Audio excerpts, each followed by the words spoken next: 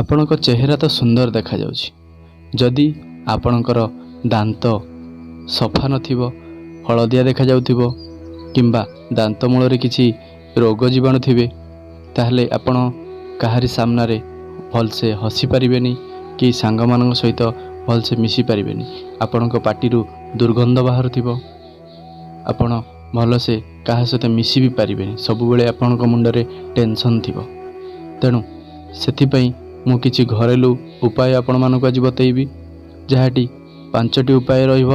ସେଇ 5ଟି ଉପାୟ କରିବା ଦ୍ୱାରା ଆପଣ ନିଜେ ନିଜେ ଘରେ ବସି ନିଜର ଦାନ୍ତ ପୁରା ମୁକ୍ତା ଭଳି ଚମକାଇ ପାରିବେ। କୌଣସି ଡକ୍ଟର ପାଖକୁ ଯିବା ବି ଦରକାର ନାହିଁ, କିଛି ପଇସା ବି ଖର୍ଚ୍ଚ କରିବାର ନାହିଁ। ତେଣୁ ଆସନ୍ତୁ ଆରମ୍ଭ କରିବା ଆଜିର ବିଷୟବସ୍ତୁ। ନମସ୍କାର, ମୁଁ ଶିଶିର ସ୍ୱାଗତ କରୁଛି ମୋର ୟୁଟ୍ୟୁବ୍ ଚ୍ୟାନେଲ୍, ଯାହାର ନାଁ ହେଉଛି ଏଣ୍ଟରଟେନମେଣ୍ଟ ବାଦଶାହ। ଆଜି ପ୍ରଥମ ଉପାୟ ହେଉଛି ଅଧା ଚାମଚ ଖାଇବା ସୋଡ଼ା ସହିତ 4ରୁ 5 ବୁନ୍ଦା ଲେମ୍ବୁ ରସ ଚିପୁଡ଼ି ଭଲସେ ମିଶାଇ ଦିଅନ୍ତୁ। ଏହି ପେଷ୍ଟକୁ ଆପଣ ବ୍ରସ୍ ଯେମିତି କରନ୍ତି ସେମିତି ନେଇ ଯେଉଁ ଜାଗାରେ ସବୁ ମଇଳା ଲାଗିଛି ସେହି ଜାଗାରେ ତାକୁ ଭଲସେ ଘଷନ୍ତୁ। ଦେଖନ୍ତୁ, ତାପରେ କିଛି ସମୟ ପରେ ଆପଣ ମୁହଁକୁ ଭଲ ଥଣ୍ଡା ପାଣିରେ ୱାଶ୍ କରିଦିଅନ୍ତୁ। ଆପଣ ପ୍ରଥମ ଦିନରୁ ହିଁ ଆପଣଙ୍କୁ ରେଜଲ୍ଟ ଦେଖାଦେବ। ଏହି ଉପାୟକୁ ଆପଣ ପ୍ରଥମେ ସପ୍ତାହରେ 2 ଥର କରନ୍ତୁ, ତାପରେ ଏହାକୁ ମାସରେ ମଧ୍ୟ 2 ଥର କରିପାରିବେ। ତେଣୁ ଆପଣଙ୍କୁ ଏହି ଉପାୟଟି କରିବା ନିହାତି ଦରକାର। ତାପରେ ଆସନ୍ତୁ ଜାଣିବା ଦ୍ୱିତୀୟ ଉପାୟ। ଆପଣ ଯେକୌଣସି ପେଷ୍ଟ ୟୁଜ୍ କରୁଛନ୍ତି କରନ୍ତୁ, ସେଥିରେ କିଛି ଲୁଣ ନିଅନ୍ତୁ ଆଉ 2-3 ଟୋପା ସୋରିଷ ତେଲ ମିଶାନ୍ତୁ। ସେଇ ପେଷ୍ଟ ସହିତ ଭଲ ଭାବରେ ମିକ୍ସ କରନ୍ତୁ ଆଉ ତାକୁ ଡେଲି ବ୍ରଶ୍ କରନ୍ତୁ।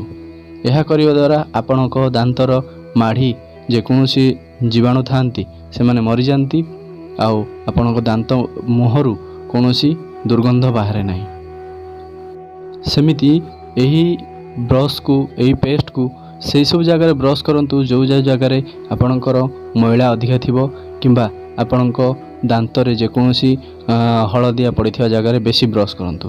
ଆପଣଙ୍କ ଦାନ୍ତ ଦେଖିବେ ଧୀରେ ଧୀରେ ପୁରା ସଫା ହୋଇଯିବ। ଏହାପରେ ଜାଣିବା ତୃତୀୟ ଉପାୟ।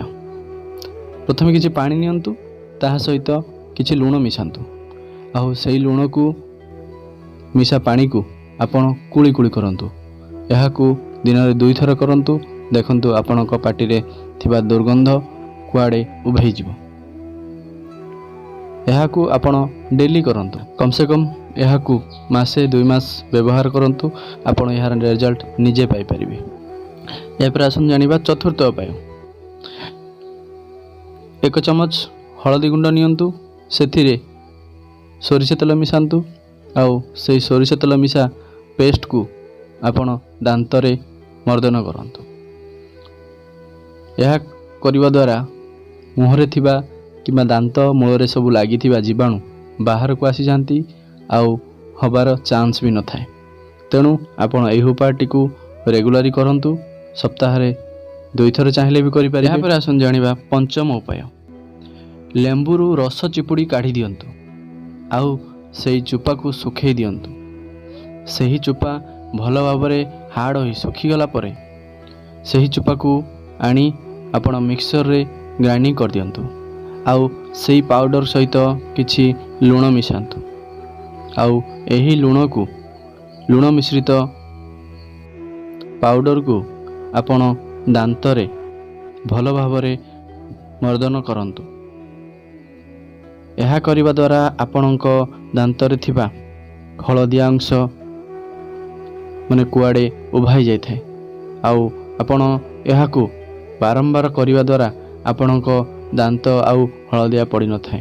ଏହା ଆପଣ ପ୍ରଥମ ଦିନରୁ ହିଁ ରେଜଲ୍ଟ ଦେଖିବା ଆରମ୍ଭ କରିଦେବ।